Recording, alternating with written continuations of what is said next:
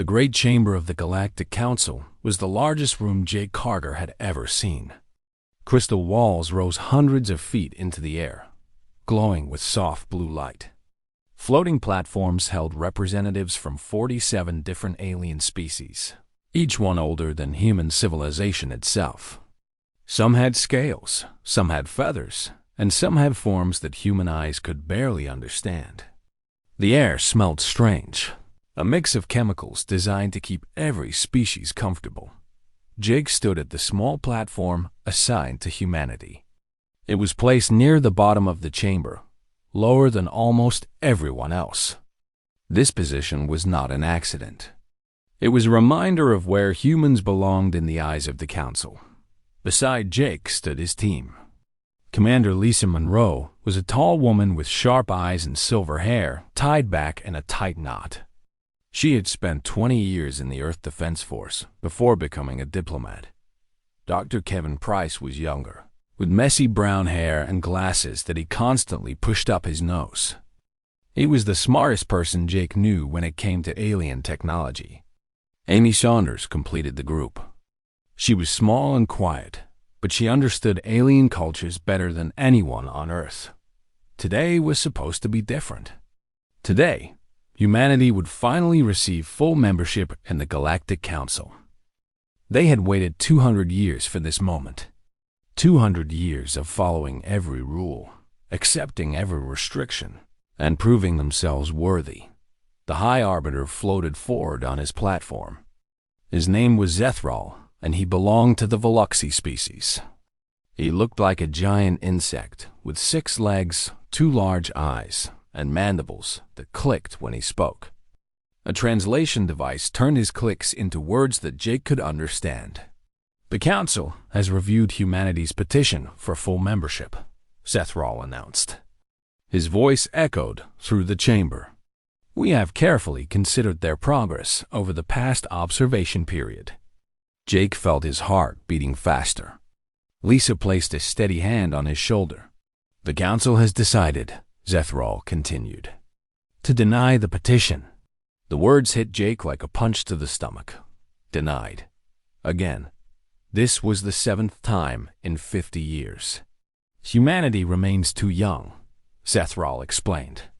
Your species has existed for only a brief moment compared to the elder races. Your expansion across 12 star systems in 2 centuries shows dangerous aggression. We recommend another 50 years of observation status. Murmurs of agreement rippled through the chamber. Jake looked up at the alien faces staring down at him. Most showed no emotion. Some showed something worse. Pity. One by one, other species rose to speak. The Dazari representative, a being made of flowing silver liquid, talked about human wars. He listed conflicts from Earth's history as proof that humans could not be trusted. The Kelvani ambassador, who resembled a floating jellyfish, mentioned human movies and video games. He called them evidence of violent minds. The Malari representative simply laughed. His species controlled most of the trade routes in the galaxy, and he saw no reason to share power with newcomers. Biological species under 10,000 years of civilization have no place making decisions for the galaxy, the Malari said. Perhaps in another few millennia, if you survive that long. Dr. Kevin Price leaned close to Jake. They're never going to accept us, he whispered. We could wait 1,000 years and they'd find another excuse. Jake knew Kevin was right. He had spent 15 years of his life working toward this moment. 15 years of smiling through insults. 15 years of accepting unfair trade deals that kept Earth poor while other species grew rich. 15 years of watching humanity's dreams crushed by ancient prejudice. He looked at Lisa, then at Kevin, then at Amy. They all had the same look in their eyes. They were tired. Tired of begging for respect that would never come. Something changed inside Jake at that moment. A wall that had held back his frustration for years suddenly crumbled. He was done asking permission to exist. When the vote finished, the result was 43 against humanity, and only 4 in favor. The Allery, a peaceful species of plant-like beings, had supported them. So had 3 smaller races that remembered what it felt like to be dismissed by the powerful. Zethral raised his manipulator limbs. Does the human delegation have any response? Jake straightened his uniform. He picked up his datapad from the podium. His movements were calm and controlled, though his heart raced inside his chest. Distinguished representatives, he said, his voice clear and steady. The human delegation thanks you for your time and consideration. The aliens waited for the usual acceptance speech. The humble words about trying harder. The promise to return in 50 years with another petition. Those words never came. We withdraw our petition, Jake said. Permanently. Confusion spread across the chamber. Platforms shifted as aliens leaned forward to hear better. Furthermore, Jake continued, humanity hereby withdraws from all Galactic Council proceedings. This withdrawal is effective immediately. We thank you for the opportunities you have provided. We wish you well in your future deliberations. He gestured to his team. Lisa, Kevin, and Amy gathered their belongings without a word. They had not planned this. They had not discussed it. But somehow, they all understood. The human delegation walked toward the exit. Their footsteps echoed in the sudden silence. Then the chamber exploded with noise. Aliens shouted questions. Platforms crashed into each other as representatives tried to reach the humans. Zethral's mandibles clicked so fast that the translation device could not keep up. You cannot simply leave. Someone shouted. This is unprecedented. Another voice called. They will come back, the Malari ambassador laughed. They have no choice. Jake did not turn around. He walked through the great doors of the chamber with his team beside him. The doors closed behind them, cutting off the chaos. In the hallway, Lisa finally spoke. Jake, what did we just do? Jake took a deep breath. His hands were shaking slightly, but his voice remained calm. We stopped asking for permission. Amy looked worried. The Council controls everything. Trade routes, technology sharing, defense agreements. How will we survive? The same way we always have, Jake replied. By being human. By adapting. By finding another way. Kevin actually smiled. You know what? I think I've been waiting 15 years to see that look on Zethral's face. They walked through the station toward their ship. Behind them, alarms began to sound as the Council called an emergency session. Ahead of them lay the unknown. Earth had just walked away from the most powerful organization in the galaxy. Nobody knew what would happen next but for the first time in 200 years, humanity would decide its own future. 3 months had passed since the humans walked out of the Council chamber. High Arbiter Zethral stood on his platform, looking down at 4 empty chairs. Those chairs had been placed there for human observers. They were small and uncomfortable, designed to remind humanity of their low status. Now they sat empty, gathering dust. Zethral had expected the humans to return within days. A week at most. Every species eventually realized they needed the Council. The galaxy was too dangerous, too complicated to survive alone. The humans would come crawling back, apologize for their outburst, and accept whatever terms the Council offered. That had not happened. The emergency session he called that day had lasted for hours. Representatives argued about what the walkout meant. Most believed it was a bluff. The Malari ambassador had laughed and said humans were like children throwing a tantrum. They would calm down soon enough. But days turned into weeks, and weeks turned into months. The humans did not return. They did not send messages. They did not ask for forgiveness. Instead, strange things began to happen across the galaxy. Counselor Velsara of the Thesari Collective requested an urgent meeting. Her liquid form bubbled with anxiety as she addressed the assembly. We have a problem, she announced. Human cargo ships have disappeared from our trade routes. This might not sound serious, but it was. Human ships had become common sights along major transit corridors. They were fast, reliable, and cheap. Many species had come to depend on them for moving goods between systems. Surely we can replace them, someone said. We cannot, Valsara replied. Human shipping rates were 40% lower than Council alternatives. Our merchants cannot afford the increase. Several have already gone bankrupt. More reports followed. Human engineers who maintained equipment on border stations had quietly packed their bags and gone home. These engineers had special skills that other species had never bothered to learn. Why would they, when humans were always willing to do the difficult work? Human doctors had closed their clinics on dozens of worlds. These clinics had treated species that Council medical facilities often ignored. The poor, the forgotten, the beings from races too small to matter. Now they had nowhere to go. Human teachers had left schools where they taught young aliens about science and mathematics. Human musicians had stopped performing at cultural centers. Human artists had removed their work from galleries. Piece by piece, the humans had woven themselves into the fabric of galactic society. Nobody had noticed how deeply they were connected until they were gone. Ambassador Tedal of the Malari Empire stopped laughing. His species controlled the trade routes, but those routes were increasingly empty. Ships chose new paths to avoid Malari taxes. Cathal's government demanded answers. He had none to give.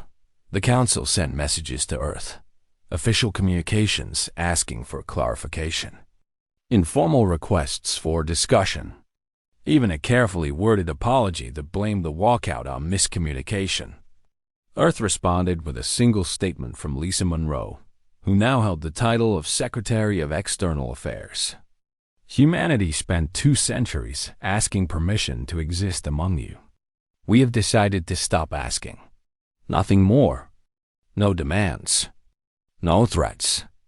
Just silence. Intelligence reports began arriving from the edges of Council space.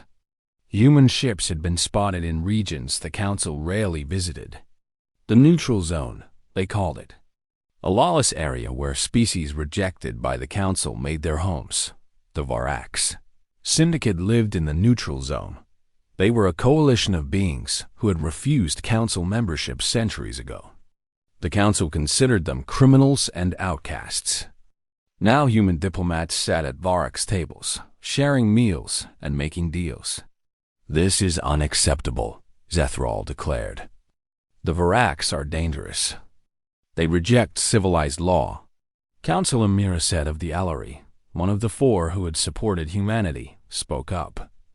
Her leaves rustled with quiet anger. The Varaks rejected our law because our law rejected them, just as we rejected the humans. Perhaps we should ask ourselves why so many species prefer their company to ours. Her words made the chamber uncomfortable. Nobody wanted to admit that the Council might be wrong. Months continued to pass. The empty chairs remained empty, but they seemed to grow larger somehow, as if the absence they represented was expanding. Reports described human colonies thriving. Earth had turned its attention inward, strengthening connections between its 12 worlds. Resources that once went toward Council fees now went toward building schools and hospitals. Scientists who once worked on Council projects now developed new technologies for human use. Most disturbing of all, rumors spoke of human engineers working with Varak scientists on something new. A type of engine that could travel between stars without using the Council-controlled relay network. If these rumors were true, the Council's greatest advantage would disappear. Zethral remembered the day the humans left. He remembered thinking they were making a terrible mistake. Walking away from power always seemed foolish to those who held it, but perhaps walking away was itself a form of power. The power to say no. The power to refuse a game with unfair rules. The power to build something new instead of begging for scraps from an old table.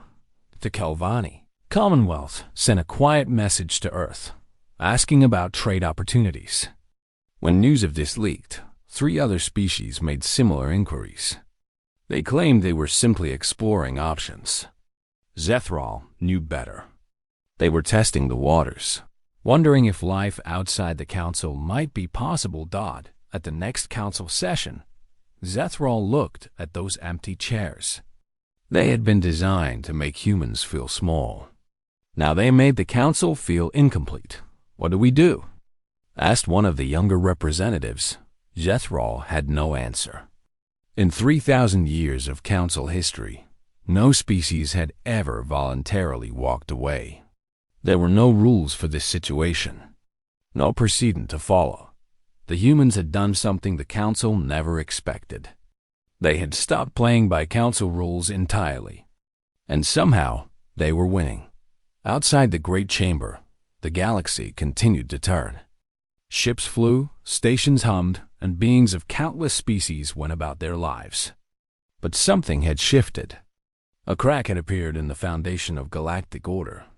The Council had spent centuries believing that power came from controlling others. The humans were about to teach them a different lesson. Sometimes the most powerful thing you can do is simply walk away.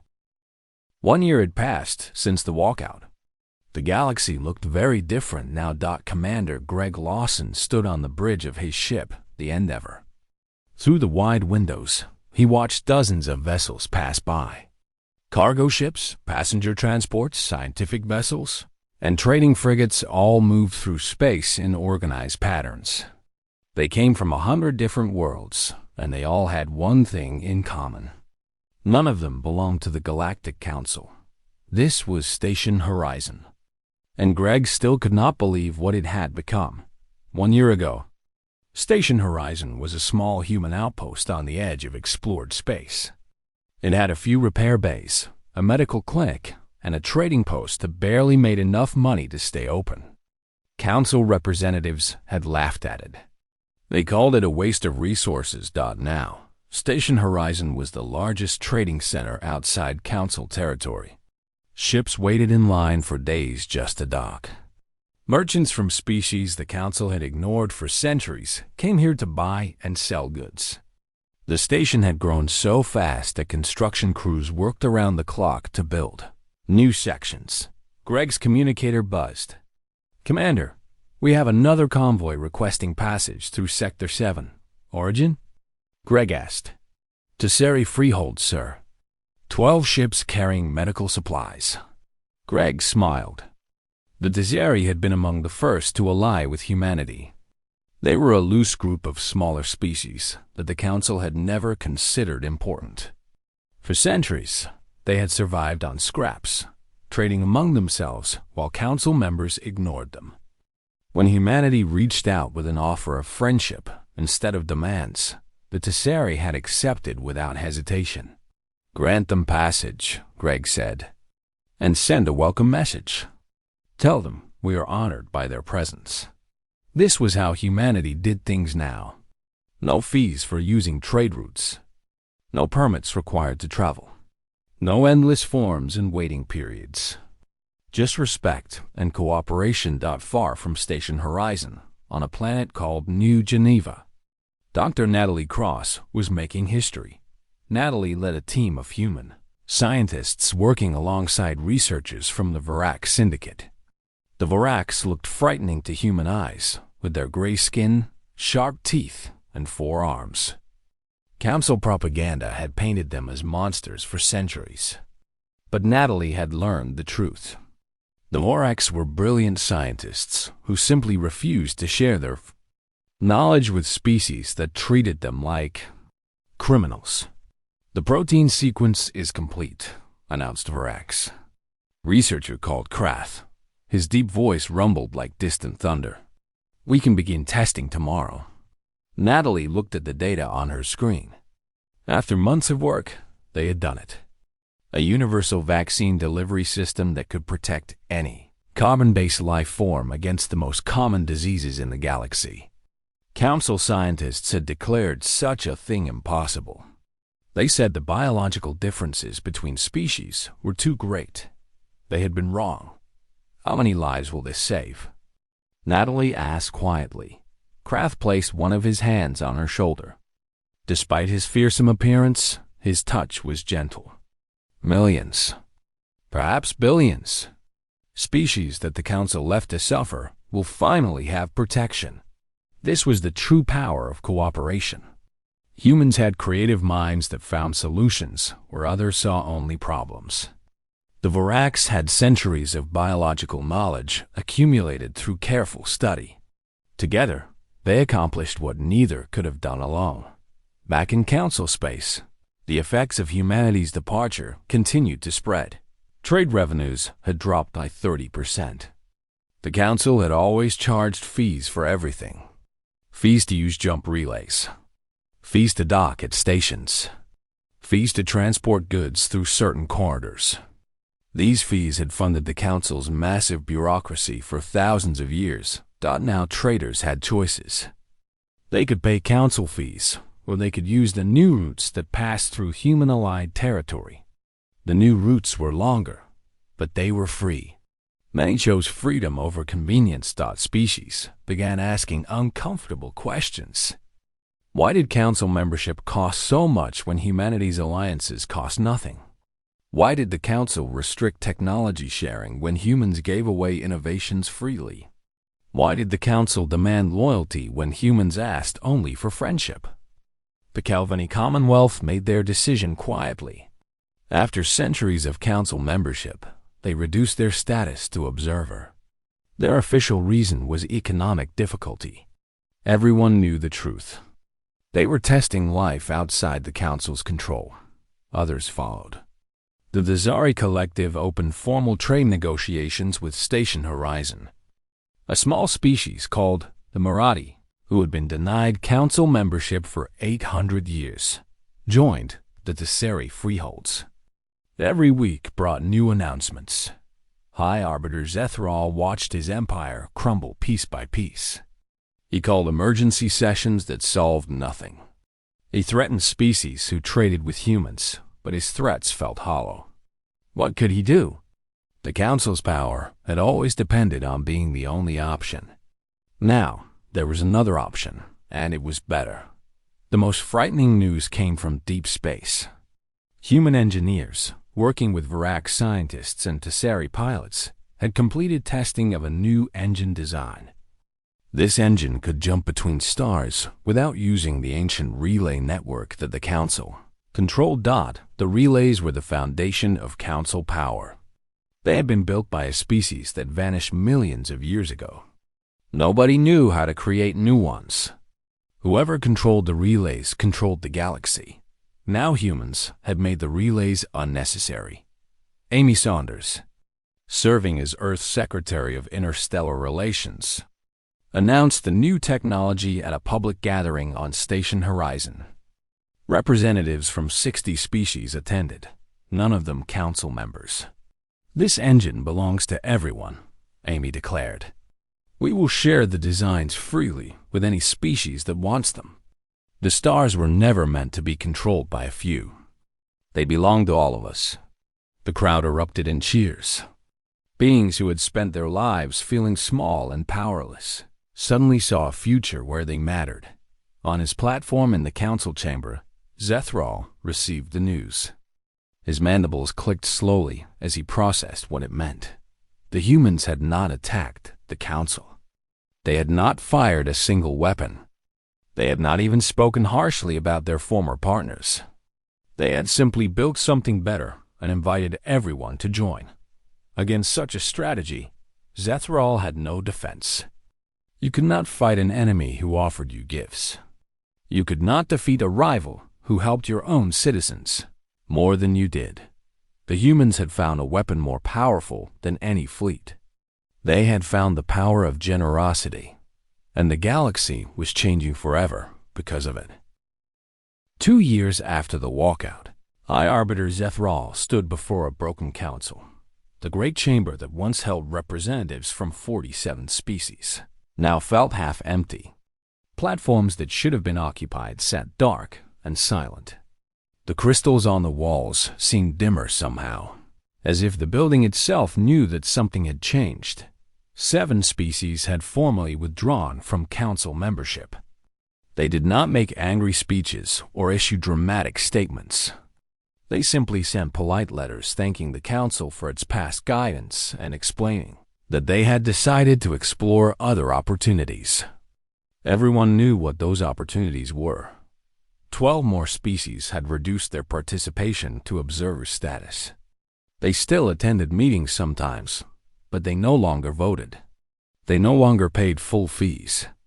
They sat in the back of the chamber and watched as the council argued about problems it could not solve. The numbers told a terrible story. Trade revenue had dropped by 40%. Many of the remaining members had stopped paying their fees entirely. The council's treasury, once overflowing with wealth from 1,000 worlds, was running dangerously low. Zethral looked at the faces of those who remained. He saw fear, confusion, and anger. Some blamed the humans for their problems. Others blamed each other. A few, quietly, blamed themselves. The Malari Empire had suffered the worst of any species. For centuries, they had grown rich by controlling major trade routes. Ships had no choice but to pass through Malari space, paying heavy taxes for the privilege. The Malari had used this wealth to build fleets, bribe politicians, and maintain their position near the top of council hierarchy. Now those trade routes sat empty.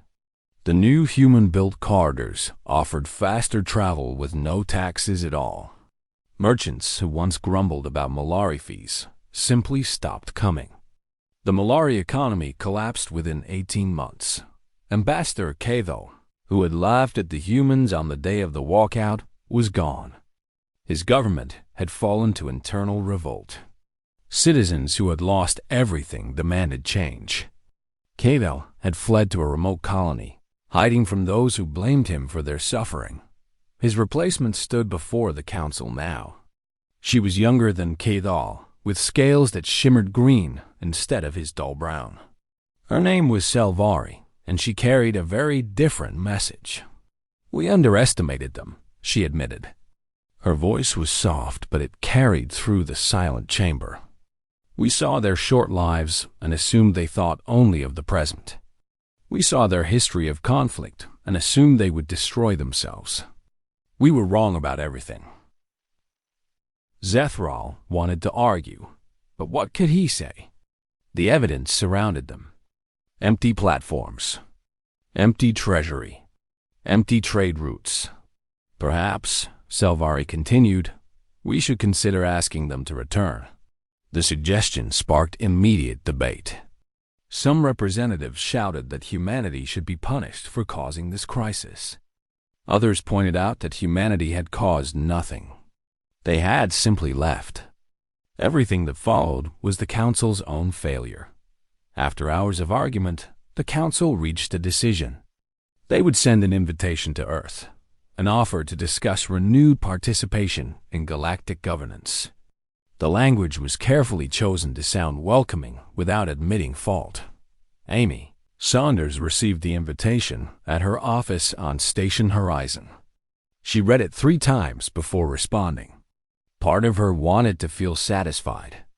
They had won. The Great Galactic Council was begging humanity to return, but satisfaction felt hollow. She remembered the chamber.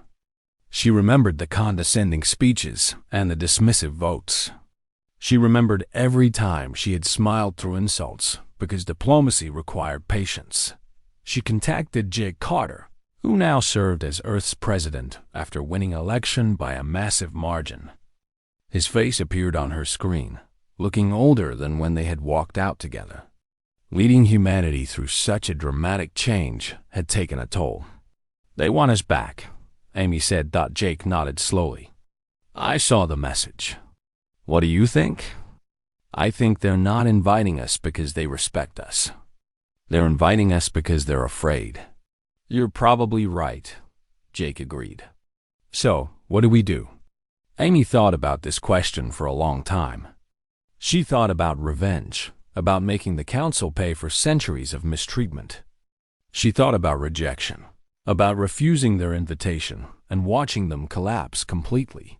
But then she thought about what humanity actually valued. Not dominance, not revenge. Something the council had forgotten how to practice. "We go back," Amy said finally. "But not alone, and not to rejoin what they built. We go back to offer something better." 3 weeks later, the human delegation returned to the council chamber. But they did not walk in alone. Jake Carter led the group. Behind him came Amy, Lisa Monroe, Kevin Price, and a dozen other human diplomats. But behind them came something the council had never seen. Representatives from the Tessari. Freeholds walked beside humans as equals.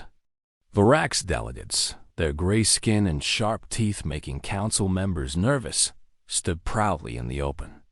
23 species who had never been offered council membership entered the great chamber for the first time. Zethral stared at the crowd gathering below his platform. This was not what he had expected. He had imagined a small human group coming to negotiate terms for rejoining the existing structure. "We received your invitation," Jake announced. His voice was calm and steady, just as it had been on the day he walked out. "We appreciate the gesture, but we are not here to rejoin your institution." Murmurs spread through the chamber. Zethral's mandibles clicked with confusion. "Then why are you here?" he asked. Jake smiled slightly. "We are here to replace it with something better, something that includes everyone." He gestured to the beings standing behind him. "These are our friends, our partners, our equals. Some of them have waited centuries for a seat in this chamber. Some were rejected by your votes. Some were never even considered worthy of notice." A Tessari representative stepped forward. Her scales gleamed under the chamber lights. "For 800 cycles, my people asked for membership. Each time, you told us we were too small, too weak, too unimportant. The humans never asked what we could offer them. They only asked how they could help." A Varax delegate spoke next. His voice rumbled like distant thunder. "You called us monsters, criminals, outcasts. The humans called us partners. They shared technology freely. They treated us with respect. They showed us what the galaxy could be." One by one, representatives from forgotten species stepped forward to share similar stories. Each one had been dismissed by the council. Each one had found acceptance with humanity. The chamber exploded in shouting. Some council members demanded that the outsiders leave immediately. Others screamed that this was some kind of trick. A few sat in stunned silence, watching everything they had built crumble around them. But among the chaos, other voices rose. Species tired of paying fees that funded nothing. Species tired of being told their place in a hierarchy they had never agreed to. Species who looked at the humans and their allies and saw something better than what they currently had. Councillor Miraset of the Allery, who had supported humanity from the beginning, raised her branches to signal she wished to speak. The chamber slowly fell quiet. "For 3,000 years, she said, this council has operated on one principle. Power determines worth. Those with fleets and resources make decisions. Those without must accept whatever is given to them." She turned to face Jake. "The humans are offering a different principle." "What is it?" Jake met her gaze steadily. "Equality. Regardless of how old your species is or how many ships you have, every voice matters. Every being deserves respect." The word hung in the air. Equality, such a simple concept, such a dangerous one. Zethral understood in that moment that the council he had led for decades was already dead. The humans had not killed it with weapons. They had killed it with an idea. And ideas, once released, could not be stopped. 5 years had passed since the walkout. The galaxy had transformed in ways that nobody could have predicted. Ambassador Ben Torres stood at a podium in the center of the Interstellar Assembly Hall. He was only 32 years old, young by any measure. The elder species still struggled to understand why humans placed capable individuals in positions of power, regardless of their age. But they were learning. The assembly hall was different from the old council chamber. There were no platforms at different heights to show who mattered more. Every delegation sat at the same level, arranged in a great circle that symbolized equality. The walls were made of transparent crystal, allowing natural starlight to fill the space. It felt open and welcoming, nothing like the oppressive grandeur of the council. Over 100 species had sent representatives to this anniversary celebration. Some had been council members who chose to join the new system. Others had been outcasts who finally found a place where they belonged. All of them sat together now, united by principles that the old council had never understood. Ben looked out at the crowd and felt the weight of this moment. 5 years ago, he had been a junior diplomat watching Ambassador Jake Carter walk out of the council chamber. He remembered feeling terrified that day. He thought humanity was making a terrible mistake. Now he understood that it had the best decision their species ever made. 5 years ago, Ben began, his voice carrying across the silent hall. Humanity left the Galactic Council. Many thought we were being childish, walking away because we did not get what we wanted, running from problems instead of facing them. He paused, letting the memory settle over the assembly. That is not why we left. We left because staying meant accepting that some species matter more than others. We left because participation in injustice is itself a kind of injustice. We left because sometimes the only way to change a broken system is to build a better one. In the Earth delegation section, Admiral Lisa Monroe watched with pride. She had commanded fleets through the uncertain years after the walkout. She had protected human colonies from species who thought they could take advantage of Earth's isolation. She had trained a new generation of officers who understood that strength meant more than firepower. Now, there was no need for such vigilance. The Assembly's mutual defense agreements protected all members equally. No species threatened another, because doing so meant facing everyone else. Peace had become profitable, and war had become foolish. Beside Lisa sat retired Ambassador Jake Carter. His hair had turned completely gray, and lines marked his face that had not been there 5 years ago. Leading humanity through such dramatic change had cost him greatly. But looking at what they had built, he regretted nothing. Amy Saunders sat nearby, now serving as Director of Interstellar Cooperation. Her job was to help new species join the Assembly and to ensure that every voice was heard. It was the work she had always wanted to do. The Council had made it impossible. The Assembly made it essential. Kevin Price had returned to scientific research. He led a team that shared technology freely across species boundaries. Discoveries that would have been hoarded and sold under the old system now spread rapidly to anyone who could use them. Disease rates had dropped across the galaxy. Energy efficiency had improved. Travel between stars had become faster and safer. Dr. Nathalie Cross had won the Assembly's highest honor for her work on the universal vaccine system. The disease that had once killed millions each year was now almost extinct. Children who would have died grew up healthy instead. She considered this her true reward. Greg Lawson still commanded Station Horizon, though it had grown so large that it was now called Horizon City. Millions of beings from hundreds of species lived there permanently. It was the most diverse place in the known galaxy, and somehow it worked. People who had been taught to hate each other learned to live as neighbors. Ben continued his speech, describing the principles that guided the Assembly. Equal representation regardless of power.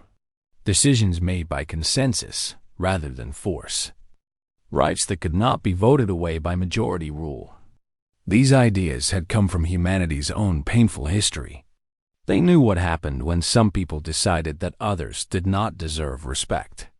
The old council believed that order required control, men said. They thought that peace came from having someone in charge. They were wrong. True order comes from cooperation. True peace comes from justice. When he finished speaking, the hall erupted in applause. Beings of every shape and size showed appreciation in their own ways. Some clapped hands. Some clicked mandibles. Some flashed colors across their skin. The sound was strange and beautiful, a symphony of species united by common purpose. After the ceremony, a young Veluxi delegate approached the human section. She was small for her species, with bright eyes that showed curiosity rather than the cold calculation that Jake remembered from his dealings with Zethral. "My grandmother was on the council when you walked out," she said. "She told me humans were dangerous, that you would destroy everything the elder species had built." Jake looked at her calmly. Was she right?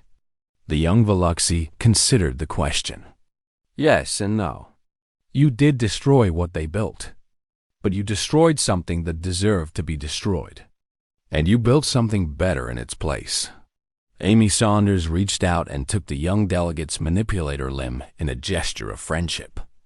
"We prefer the word persistent to dangerous," she said with a smile.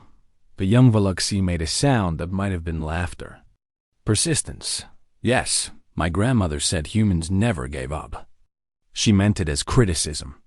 "I think it might be your greatest strength." Outside the great windows of the assembly hall, ships from 100 worlds passed in peaceful transit. Human vessels flew alongside Veluxi traders. Tesseri explorers shared routes with Verax science ships. Malari cargo carriers, their economy rebuilt under new principles, delivered goods without charging the crushing fees of old. The ancient relay network still functioned, but it was no longer the only way to travel. The new jump engines that humanity had developed with Verax's help had spread to every corner of the galaxy. No single species controlled movement between stars. The freedom of the void belonged to everyone. Jake watched the ships and thought about the day. He walked out of the council chamber. He had not planned it. He had not calculated the consequences. He had simply reached a point where he could no longer accept being treated as lesser done. Sometimes that was all it took. The courage to say no. The strength to walk away from a situation that demanded too much and offered too little. The wisdom to know that you deserve better, even when those in power tell you otherwise. Humanity had spent 2 centuries asking the galaxy for acceptance. They had begged for respect they should have demanded from the start. When they finally stopped asking and started building, everything changed. The council had believed that power meant controlling others. Humanity showed them that true power meant inspiring others to stand beside you willingly. The old order had crumbled. A new one had risen in its place.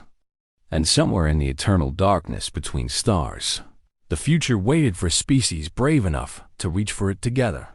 Lisa. Monroe stepped beside Jake as they watched the ships fly by. "We did something remarkable, didn't we?" Jake nodded slowly. "We did what humans have always done. We faced a problem that seemed impossible, and we refused to accept that it couldn't be solved." In the assembly hall behind them, representatives from over 100 species continued celebrating their anniversary. They had come from different worlds, different cultures, different histories, but they shared something now, a belief that every being mattered, a commitment to building something better than what came before. This was humanity's gift to the galaxy. Not technology, not military might, not economic power. Just an idea. A simple, dangerous, beautiful idea. Everyone deserves a seat at the table. And if nobody offers you one, build your own table and invite everyone to join.